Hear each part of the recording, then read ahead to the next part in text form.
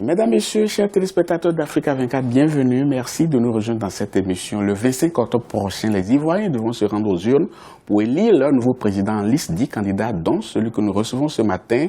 Monsieur Ambara, ici est notre invité. Merci d'avoir accepté notre invitation, cher monsieur. Merci bien de me recevoir. Comme je le disais, le 25 octobre prochain, on va élire un nouveau président. Quel état d'esprit vous abordez cette élection? Confiance, sérénité et gravité.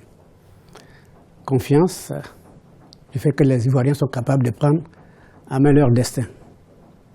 Gravité aussi parce que la Côte d'Ivoire représente un pays important dans la sous-région pour la paix et la sécurité.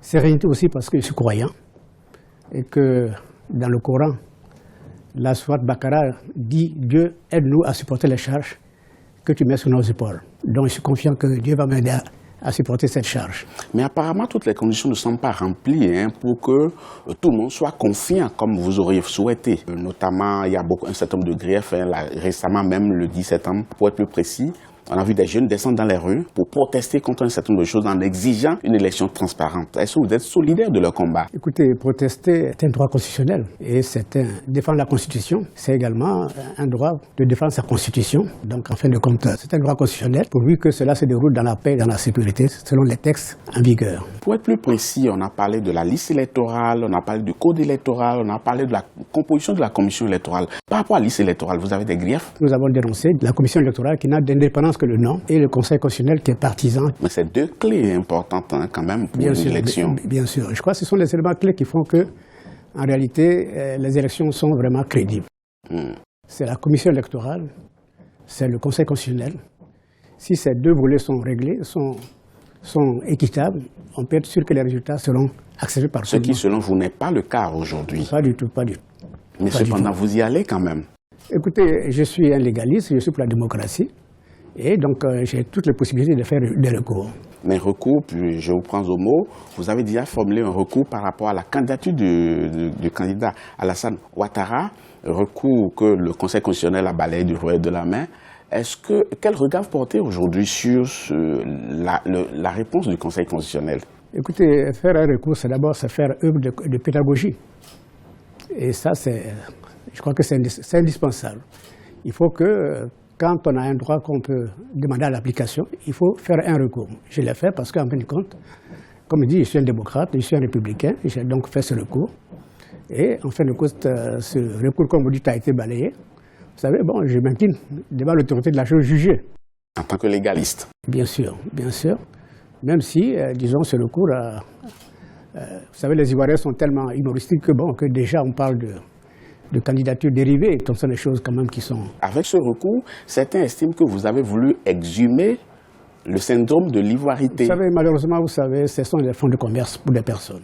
Moi, parler d'ivoirité, je n'ai jamais fait preuve je n'ai jamais accepté ce concept de ma vie. J'ai été ministre longtemps, au moment où on parlait d'ivoirité, je n'ai jamais été un partisan de l'ivoirité.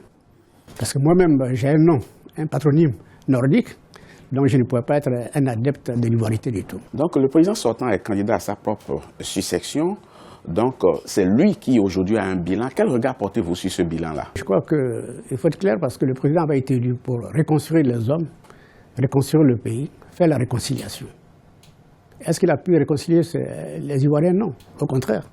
Il a divisé les Ivoiriens aujourd'hui. Aujourd'hui, les partis sont divisés. Ça a des incidences sur nos régions, ça a des incidences dans les villages. Quels sont les actes qui vous amènent à dire ça? Mais écoutez, parce que j'ai vu la réalité. On a divisé les partis, on a divisé les villages, on a divisé les familles, et ce n'est pas du tout bon. Parce qu'en fin de compte, le développement, c'est quoi? C'est la solidité du socle social, du produit humain. Or, ce n'est pas le cas aujourd'hui. Et pourtant, il y a une commission en bonne et due forme qui a été mise en place, qui a travaillé pendant un certain nombre d'années, qui apparemment a même déposé un rapport. La méthode qui n'a pas suivi ou bien les objectifs n'étaient pas ambitieux. Mais écoutez, la réalité est là. Je ne peux pas vous dire pourquoi. La réalité est là aujourd'hui. Le pays est divisé plus que jamais. Aujourd'hui, vous avez des exilés. Vous avez des gens qui sont en prison. Vous ne pouvez pas demander à ces gens qui sont exilés, les familles, qu'ils soient contents. C'est ça la réalité aujourd'hui. Mais certaines personnes estiment qu'on peut ne pas aimer Alassane Ouattara, mais il faut reconnaître son bilan, surtout sur le plan économique et sur le plan infrastructurel, non? Oui, mais écoutez, si ça n'a pas d'impact sur l'humain, Un bilan économique, c'est macroéconomique. Quand on regarde les différents paramètres du développement humain, ce n'est pas un modèle. Non, je ne dis pas qu'il n'y a pas eu une croissance économique. Bon, c'est vrai qu'on sort de très loin. Ce qui a été fait, bon, c'était positif par rapport à ce qui était, puisqu'on sort d'une crise. Mais sur l'impact sur l'humain, c'est négatif. La pauvreté, un Ivoirien sur deux est pauvre. Aujourd'hui, le taux de gouvernance, le taux Beau Ibrahim, nous sommes parmi les derniers. Non, en fin de compte, je pense que ce qui est le plus important pour moi, c'est la solidité du tissu social. C'est ça qui faisait la force de la Côte d'Ivoire. La Côte d'Ivoire était un pays qui était assez uni. On ne savait pas qui était Bété, Guéré. Aujourd'hui, en fin de compte, il y a un clivage ethnique aujourd'hui qui me fait peur. C'est ça mon problème aujourd'hui. Vous avez dit que vous êtes le candidat de la réconciliation. Ça veut dire que vous avez une recette en la matière. C'est quoi votre recette? Mais la recette, ce n'est pas une recette miracle. D'abord, c'est un projet économique. Un projet économique et qui permet donc de prendre en considération l'humain, la population, sa sécurité alimentaire, sa sécurité dans tous les domaines. Ça, c'est ça qui fait déjà le soubassement, disons, de la réconciliation. Que les gens soient sécurisés, ils font confiance à leurs institutions, ce qui n'est pas le cas aujourd'hui. On ne croit pas à nos institutions, que ce soit la commission électorale, le conseil constitutionnel, on ne croit plus rien à la justice. C'est ça le vrai problème de la Côte d'Ivoire aujourd'hui. Après 10 ans de conflit, tout est désorganisé. Donc on a reconstruit non seulement un pays, mais on a reconstruit nous-mêmes. C'est autant de défis qui sont les plus importants aujourd'hui. Mais certaines personnes estiment que réconciliation pour eux rime avec libération de l'ancien président Laurent Gbagbo, amnistie générale, et pour ceux qui sont dans l'opposition, et même pour ceux qui sont au pouvoir, qui peut-être craignent qu'une fois ils seront partis, ils seront poursuivis pour un certain nombre de choses, et que l'on sorte des prisons toute personne détenue pour ses idées. Où est-ce que vous vous situez dans tout cela? Moi, je m'inscris dans la réconciliation. Je crois qu'il faut mettre tout à plat. C'est un processus qui est long, mais c'est un processus qu'il faut commencer. Mais tout le monde crie réconciliation. Votre méthode, c'est laquelle? Il faut créer donc une économie qui a des incidences sur la vie des citoyens. Qu'ils soient dans les meilleures conditions d'abord pour parler. On dit qu'un homme qui a fait n'est pas un homme libre. Donc il faut d'abord revenir sur certaines recettes anciennes, mais qui ont marché avec Houphouët-Boigny. La réconciliation, ce n'est pas seulement l'affaire d'une commission. Il faut d'abord que les responsables s'engagent vraiment à faire la réconciliation. Il y a plusieurs voies. Nous avons des canaux avec les chefs traditionnels et le président lui-même qui peut recevoir des gens nuitamment pour les rassurer. Je crois qu'il y a tout un canevas de démarches pédagogiques. Il faut revenir à cela pour que vraiment on puisse se réconcilier. Ce n'est pas une affaire qu'on appelle de publicité, une affaire de télévision. En fin de compte, c'est dans le soubassement qu'il faut chercher la réconciliation. Et ce n'est pas facile. Mais les populations elles-mêmes ont un rôle à jouer. Bien sûr, mais ce sont les politiques avant tout. Parce qu'en réalité, aujourd'hui, c'est quelquefois, disons, des dissensions entre des hommes politiques qui amènent tous ces problèmes dans les villages, parce que les populations sont les mêmes, ils ont les mêmes intérêts, les mêmes difficultés. On peut les réconcilier facilement. Ça dépend de la tête des responsables. C'est eux qui sont responsables de tous les dégâts et c'est eux qui peuvent réconcilier aussi. Il faut qu'ils comprennent que l'intérêt de la Côte d'Ivoire est plus important que leur intérêt personnel. Mais si les Ivoiriens vous confient leur destin, quel est le premier acte que vous allez poser? C'est rassurer les Ivoiriens d'abord, que je suis venu pour réconcilier, je ne suis pas venu pour venger.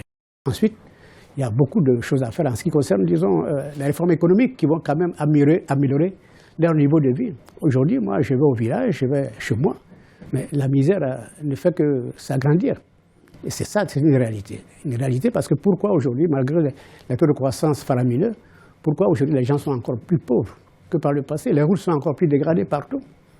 Donc il y a tout un ensemble de choix de prise de conscience. Monsieur Amara, ici, à travers cette caméra, voyez tous les Ivoiriens en face de vous, surtout les électeurs. Et je voudrais que vous adressiez un message de votre choix en 45 secondes, et en leur disant surtout pourquoi ils devraient voter pour vous et non pas pour un de vos adversaires. Mes compatriotes ivoiriens, je vais être candidat. Je vais être candidat pour créer une nouvelle Côte d'Ivoire. Une Côte d'Ivoire de réconciliation, certes. Une Côte d'Ivoire pour garantir au peuple ivoirien le bonheur. Une Côte d'Ivoire pour protéger les Ivoiriens. Une Côte d'Ivoire pour assurer un devenir meilleur à nos enfants. Une Côte d'Ivoire en utilisant tous les enfants capables de ce pays, sans tenir compte des partis politiques. Une république de médiocratie. La Côte d'Ivoire est un exemple. La Côte d'Ivoire a été un modèle La Côte d'Ivoire a été l'un des pays qui avait assisté en 1981 au sommet de Cancun où il y avait 26 pays, les meilleurs pour trouver des solutions aux problèmes du monde. Si nous avons été à ce niveau, je suis convaincu, on peut résoudre les problèmes de la Côte d'Ivoire. C'est une question de confiance, une question de volonté. J'ai la volonté, je sais qui sont les meilleurs dans ce pays et je veux que tous les meilleurs soient ensemble pour sortir la Côte d'Ivoire du trou dans lequel nous sommes aujourd'hui. Merci bien. Le message, il est entendu. On espère qu'il sera suivi des faits positifs, bien entendu. Monsieur Amara, ici, c'est un plaisir pour nous de vous avoir.